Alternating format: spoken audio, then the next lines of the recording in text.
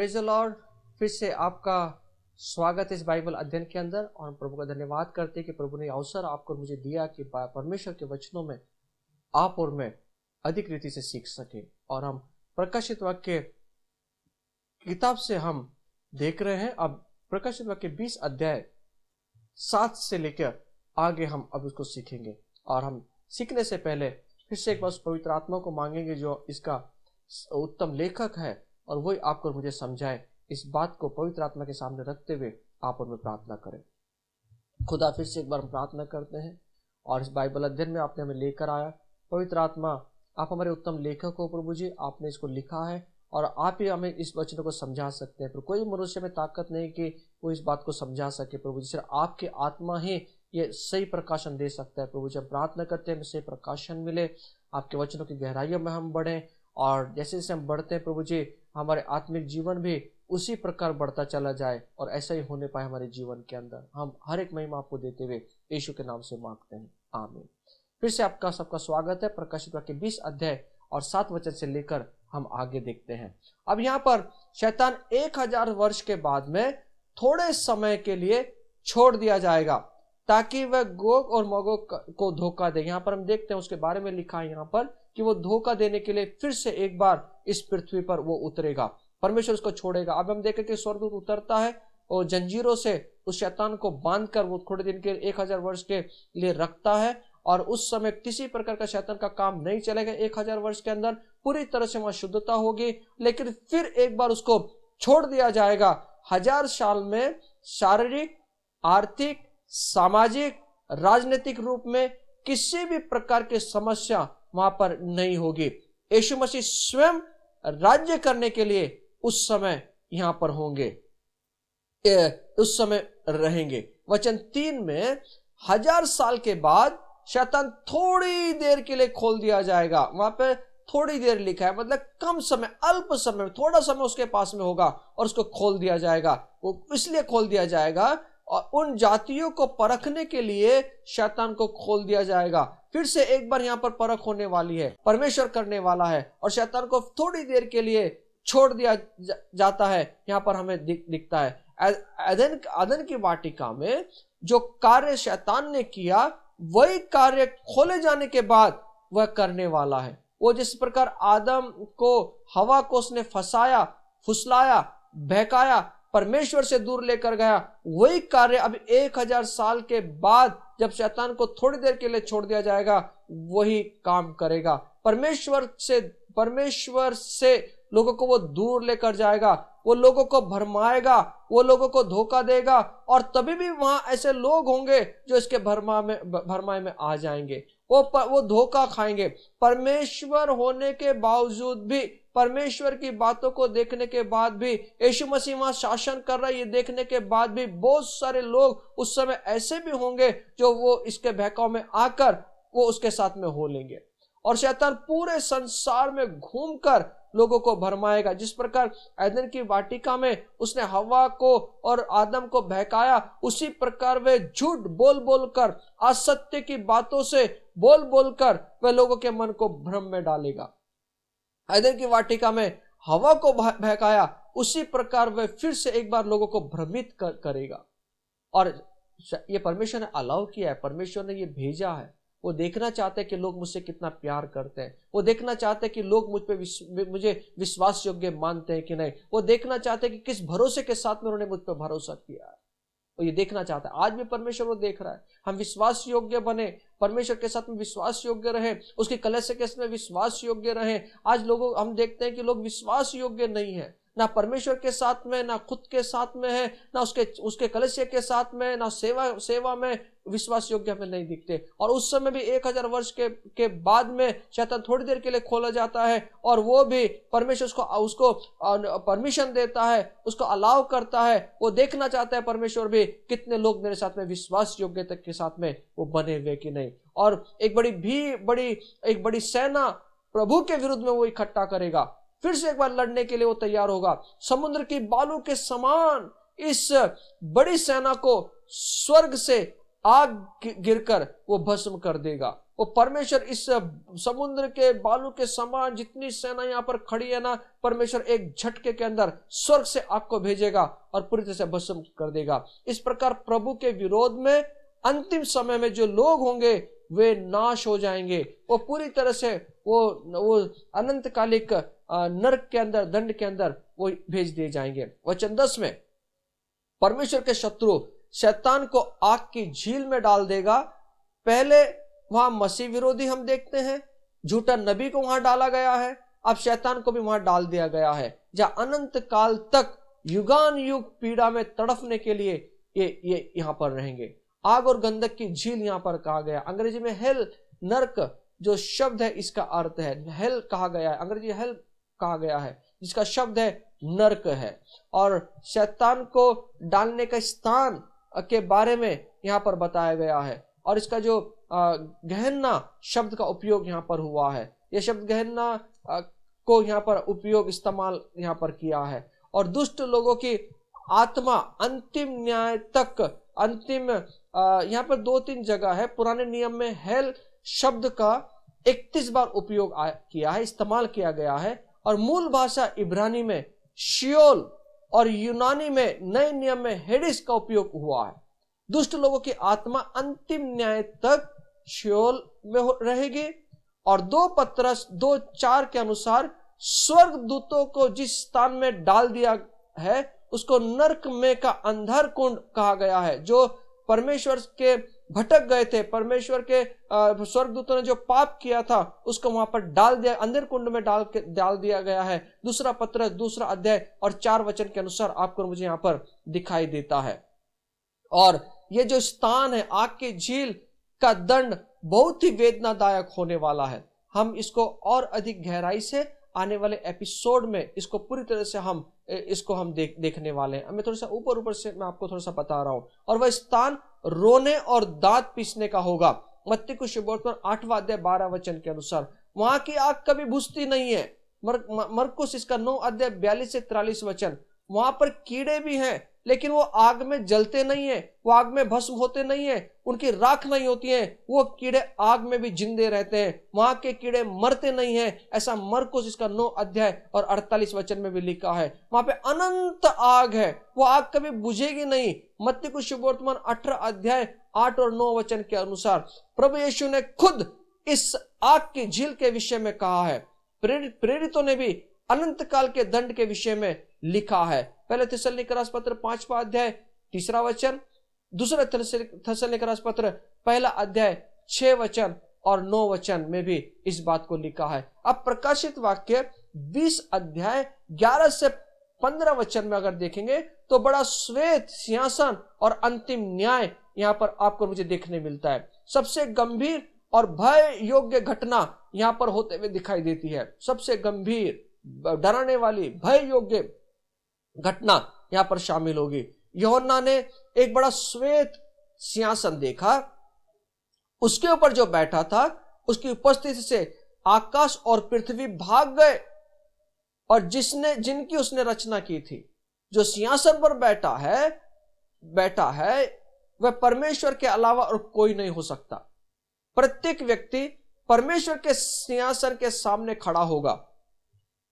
यह समय प्रत्येक व्यक्ति के लिए सच्चे न्याय का समय होगा। यह न्याय इतना कठोर होगा कि पृथ्वी और स्वर्ग उससे दूर चले जाएंगे जो सिंहासन पर बैठा है। हमारे प्रत्येक कार्य, हमारे प्रत्येक बोलने वाले शब्द और हमारी जो गतिविधियां हैं उसका सबका हिसाब परमेश्वर लेने वाला है। हमारे समय का हिसाब होगा, हम जो शब्द बोले उसका हिसाब होगा। हर एक कार्य जो हमने किए हैं, जो गतिविधियां हमने की है, उसका हर एक का हिसाब यहां परमेश्वर करने वाला है। जब परमेश्वर का बड़े श्वेत सिंहासन पर बैठेगा अंतिम न्याय करने के लिए, वो हर एक चीज का हिसाब हमसे मांगेगा। 1 कुरिन्थियों के पत्र 3 अध्याय 13 वचन, 2 कुरिन्थियों के पत्र 5वां अध्याय 10 से 11 वचन, गलातियों की पत्री 6 अध्याय 7 वचन, मत्ती को शुभवर्तमान 5 अध्याय 10 से 20 वचन, मत्ती को शुभवर्तमान 12 अध्याय 36 से 37 वचन, रोमियो की पत्री 2 अध्याय 5 से 13 वचन और 16 वचन में हम देखते हैं कि परमेश्वर परमेश्वर जो है वो किस प्रकार हिसाब लेने वाला है। हमारा न्याय हमारे कार्य, हमारे शब्द और हमारी गतिविधि के अनुसार होने वाला है। हमारा न्याय जीवन की पुस्तक में लिखे गए हैं, यदि नहीं तो हमें दंड पाने वालों के साथ आग की झील में डाल दिया जाएगा, जहां पर दूसरी मृत्यु है। अगर न्याय की पुस्तक में जब खोली जाएगी, अगर हमारा नाम वहां पर नहीं होगा, अगर हमारे गतिविधियों के अनुसार, हमारे कार्यों के अनुसार, अगर हम परमेश्वर के वचनों के अनुसार नहीं जिए, नहीं किया काम, तो शायद दूसरी मृत्यु में हमें जाना पड़े। और परमेश्वर नहीं चाहता कि आप और मैं दूसरी मृत्यु में शामिल हो। समुद्र ने उन मरे हुओं को जो उसमें थे दे दिया, और मृत्यु और अधोलोक ने भी उन मरे हुओं को उनमें से दे दिया, और वो मरे हुए की देह पुनरुत्थान होंगे। जो मरे हुए लोग हैं उनकी फिर से देह मिलेगी, उनका फिर से शरीर मिलेगा। जो समुद्र में मर गए, समुद्र उनके शरीर को देगा। अगर आग में जलकर मर गए, आग उनके शरीर को वापस दे देगी। उनके शरीर की मिट्टी जो है कब्र में, पृथ्वी के नीचे या समुद्र में कहीं भी ये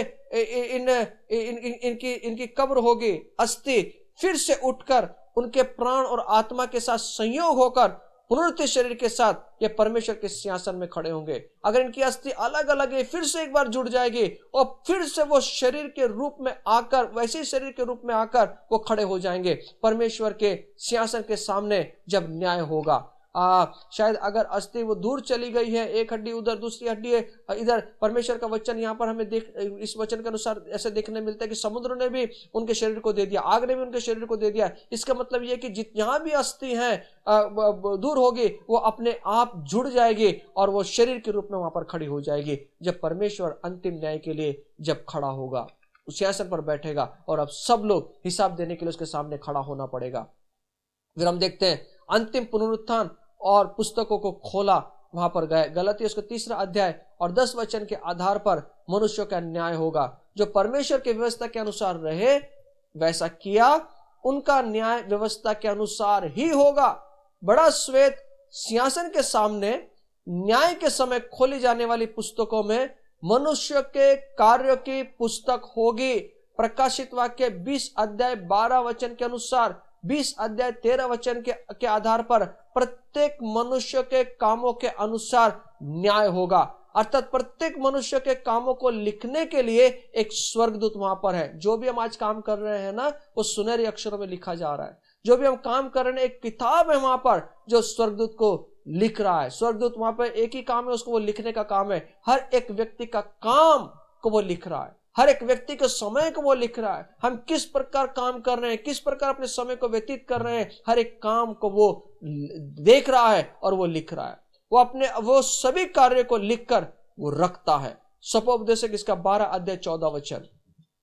अंतिम समय में मनुष्य के कार्यों की पुस्तक खोली जाएगी। ये मत समझना कि मुझे कोई नहीं देख रहा है, ये मत सोचना कि मैं अंधेरे में हूं, मुझे कोई नहीं देख रहा है, मैं गुफा में हूं, मुझे कोई नहीं देख रहा। नहीं मेरे भाई, परमेश्वर देख रहा है, उसके स्वर्गदूत देख रहे हैं। वो किताबों में लिखता जा रहा है और अंतिम समय में किताबें खोली जाएगी और हम जो किया है उसके अनुसार आपका और मेरा न्याय होगा। आज मनुष्यों को फोटो द्वारा, रिकॉर्ड करने के द्वारा, कैमरे से प्रत्येक क्षण का हम देख सकते हैं। हमारे जीवन में फोटो खींचकर, पुराने फोटो हम देखते हैं, याद आती है, पुराने फोटो खींचकर रखते हैं याददाश्त के लिए, और रिकॉर्ड करके रखते हैं। आजकल तो बड़ी फैसिलिटी है, रिकॉर्ड करके रख सकते हैं और हर एक क्षण जो है, हर एक जो मोमेंट जो है वो हम उसको रख सकते हैं याददाश्त के तौर पर। आवाजों को भी रिकॉर्ड करके रख सकते हैं। तो सर्वसमर्थी परमेश्वर यह नहीं कर सकता क्या? कर सकता है। जिस प्रकार आज हम रिकॉर्ड करके रख सकते हैं अलग अलग तरीकों के द्वारा, तो ये सब परमेश्वर भी कर सकते हैं। बुद्धि किसने दिया है? परमेश्वर ने दिया है। अगर वो रिकॉर्ड करने की बुद्धि दे सकते तो उसके पास में रिकॉर्ड करने की जो चीजें वो पहले से ही उसके पास में है। वो बुद्धिमान परमेश्वर है, वो शक्तिमान परमेश्वर है। न्याय के दिन परमेश्वर हमारे जीवन पर जो फिल्म बनाई गई है ना, वो सब दिखाने वाला है। हमने जो किया है उसके ऊपर पूरी फिल्म आधारित है, वो पूरी फिल्म को दिखाएगा। उसने रिकॉर्ड करके रखा है, वो दिखाएगा जरूर। इस बात को आप और मैं ना भूले। प्रत्येक गुप्त बात जो वो सामने लेकर आएगा, जो हमारे मन में बातें चल रही है ना, उसकी भी फिल्म परमेश्वर दिखाएगा। हमारे मन में क्या चल रहा है, हमारे विचारों में क्या चल रहा है, उसका भी रिकॉर्ड करके परमेश्वर एक दिन वो आपके मेरे सामने रखेगा दिखाने के लिए। इससे हमारे विचार, हृदय की बातें, हमारी इच्छा, सभी बातों को परमेश्वर प्रदर्शित करने वाला है। एक दिन फिल्म जरूर बनेगी और वो फिल्म ओरिजिनल फिल्म होगी और परमेश्वर आपको मुझे वो दिखाएगा। इसलिए हम शर्म के मारे अपने जीवन को, वहां पे हमारा जो मुंह है वो नीचे ना गिरे, इसलिए आपको मुझे इस बात का ध्यान रखना है। किताबें खोली जाएंगी, पुस्तकें खोली जाने के कामों के अनुसार न्याय होगा। इतना ही नहीं, एक और पुस्तक खोली जाएगी, वचन 12 के, वो जीवन की पुस्तक। लिखने वाला स्वर्गदूत जीवन की पुस्तक में लिखता है। जीवन की पुस्तक में नए नियम में इसके बारे में बात की गई है, पुराने नियम में इसके बारे में बात की गई है। आप इसको हमने पिछले अध्ययनों में इनको देखा है, आप पीछे जाके इसको देख सकते हैं। जीवन की पुस्तक क्या है इसको भी समझना महत्वपूर्ण है। ये हमने पिछले अध्याय में बताया है। जीवन की 2 पुस्तकें हैं, एक का नाम जीवन की पुस्तक है और दूसरी जो है वो मेमने की जीवन की पुस्तक है। ये दोनों पुस्तक एक जैसी नहीं है।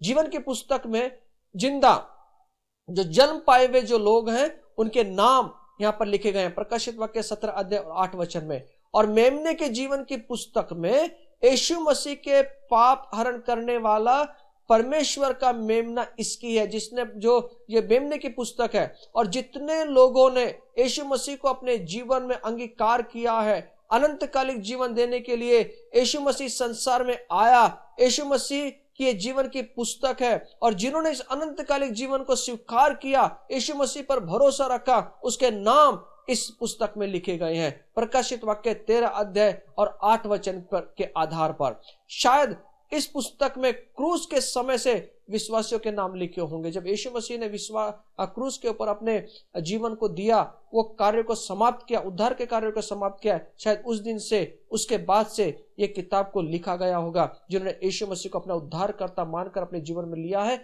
उनका नाम इस पुस्तक में होगा। प्रकाशित वाक्य 13 अध्याय 8 के वचन के आधार पर जिनके नाम मेमने के जीवन की पुस्तक में लिखे गए हैं, उनका प्रवेश पवित्र नगरी में होगा। प्रकाशित वाक्य 21 अध्याय और 27 वचन के अनुसार। इसलिए इस पुस्तक का नाम, इस पुस्तक में नाम होना बहुत महत्वपूर्ण है। और इस पुस्तक में दोनों पुस्तकों में अंतर है। प्रकाशित वाक्य 17 अध्याय 8 वचन में लिखा है, जीवन की पुस्तक में सभी जन्मे हुए जीवंत लोगों के नाम है। दूसरा मेमने की जीवन की पुस्तक में उद्धार के लिए मेमने की और आए हुए लोगों के नाम है। प्रकाशित वाक्य 21 अध्याय 27 वचन के आधार पर जीवन की पुस्तक में नाम जो है वहां लिखा गया है। हमारे जीवन के अंदर आपको और मुझे ध्यान देना है कि मेरा नाम इन पुस्तक में है कि नहीं। आपको और मुझे अपने नाम को बचा के रखना है। मेमने के जीवन की पुस्तक में अपने जीवन को हमें बना के रखना है।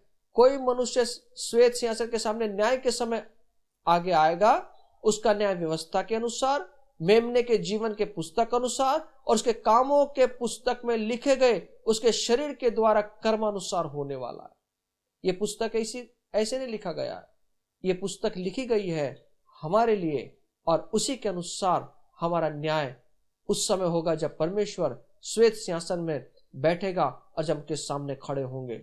और इसलिए अपने जीवन के अंदर हमें खुद को अपने जीवन को गंभीरता से लेना है, अपने जीवन को रखना है, परमेश्वर के वचनों में, परमेश्वर के नियमों में, परमेश्वर के साथ में अपने जीवन को रखना है। इसलिए मेरी बहन, मेरे भाई, आज मैं आपसे ये कहना चाहूंगा, प्रकाशित वाक्य 20 अध्याय के अनुसार कि एक दिन आएगा, मनुष्य का न्याय होने वाला है। उस न्याय में आप और मैं अच्छी शाबाशी मिले, अच्छा वाहवा मिले, इस बात को आपको मुझे समझना है। अपने जीवन को गंभीरता से लें, एक एक क्षण परमेश्वर के लिए गुजारें, उसके कार्य के लिए गुजारें। और जब हम उसके कार्य को करते जाएंगे तो ये मत सोचना कोई देख नहीं रहा है, देख तो ही रहा है, लेकिन वहां कोई लिख भी रहा है। इन जीवन की पुस्तक के बारे में मैंने पहले अध्ययन में बताया, आप पिछले वीडियो में जाकर उसको देख सकते हैं। लेकिन आज आपसे ये कहना चाहता हूँ कि अपने जीवन को जितना भी कार्यरत हो परमेश्वर के लिए अपने कार्य को करें। हम बहुत बार अपने जीवन में फंसे हुए हैं, अलग अलग चीजों में फंसे हुए हैं। परमेश्वर के लिए समय नहीं है, प्रार्थना करने के लिए समय नहीं है, परमेश्वर कार्य करने के लिए समय नहीं है। वो मेरी बहन मेरे, एक बार यीशु मसीह ने एक दुष्टांत कहा, एक को उसने 5,000 दिया, एक को 2,000 दिया, एक को 1,000 दिया। हम देखते हैं कि उन्होंने बढ़ाया, लेकिन एक जो व्यक्ति है उसने कारणों को कहा। हम देखते हैं कि परमेश्वर ने उसको 2 के 4 कर दिया। हम देखते हैं जो एक व्यक्ति था उसने परमेश्वर ने उसको वहां पर क्या शाबाशी दिया। वहां पे न्याय हुआ, दंड हुआ वहां पर।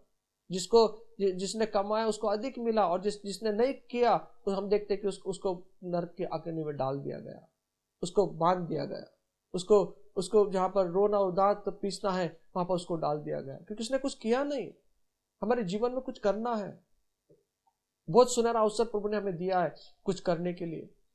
हम हर एक सभा में शामिल हो, प्रार्थनाओं में शामिल हो, ऑनलाइन चीजों में शामिल हो, जो परमेश्वर के आज इन चीजों का इस्तेमाल हो रहा है। कुछ ना कुछ करें, प्रभु के लिए करें, और यही चीज हमारे लिए एक प्रतिफल का कारण होगी। और हम उस दिन का इंतजार करें जब परमेश्वर के सामने, जब हम न्याय के सामने खड़े होंगे, तो परमेश्वर सबके सामने आपका मुझे स्वागत करना चाहिए कि वाह भला और विश्वास योग्य दास। ऐसा ऐसा सुनने के लिए आपके मेरे कान तरसे।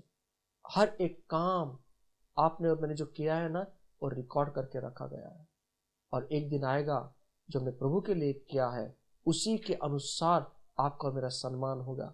आज हम इस बात के लिए तरसें, जब आप और मैं सबके सामने खड़े होंगे तो प्रभु हमारे शाबाश और विश्वास योग्य दास इस को सुनने के लिए अभी से आपके मेरे कान तड़पे, आपको और मेरे हृदय तड़पे। तो आइए हम प्रार्थना करें, और इस में हम सहभागी होने के लिए, इस वाक्य को सुनने के लिए आप और मैं तैयार हो जाएं। आइए प्रार्थना करें। खुदा, हम चाहते हैं प्रभु आने वाले दिनों में हम जितने दिन आपने पृथ्वी पर हमें रखा है उतने दिन हम आपके बातों को कभी ना भूलें, आपके कार्यों को कभी ना भूलें। हमें मालूम नहीं कल क्या होने वाला है, 1 घंटे के बाद में क्या होने वाला है, हमें नहीं मालूम प्रभु जी। पर हम तेरा धन्यवाद करते हैं कि ये सुनहरा अवसर आज आपने हमारे जीवन में जोड़ा। हम इस अवसर को खोना नहीं चाहते खुदा, हम इस अवसर को खोना नहीं चाहते पिता। इस अवसर को हम फायदा उठाना चाहते हैं आपके काम के लिए। हम प्रार्थना करते प्रभु, जितना हो सके प्रभु जी हम उतना कार्य आपके लिए हम करें प्रभु जी, आपके राज्य के लिए हम करें प्रभु जी। क्योंकि एक दिन आने वाला हमारा न्याय होगा, उस समय ये सुनना हम पसंद करेंगे प्रभु कि भला और विश्वास योग्य दास। इस बात को सुनने के लिए मेरे कान तरसे प्रभु जी, इसलिए अभी से हम इस बात के लिए तैयार हो जाएं, ये तुझसे प्रार्थना करते हैं। धन्यवाद प्रभु, फिर से एक बार सुनहरा मौका दिया अपनी इन बातों को समझने के लिए और सुनने के लिए। खुदा सब महिमा आपको देते हुए यीशु के नाम से मांगते हैं, आमीन। गॉड ब्लेस यू, प्रभु आपको आशीष दे, आमीन।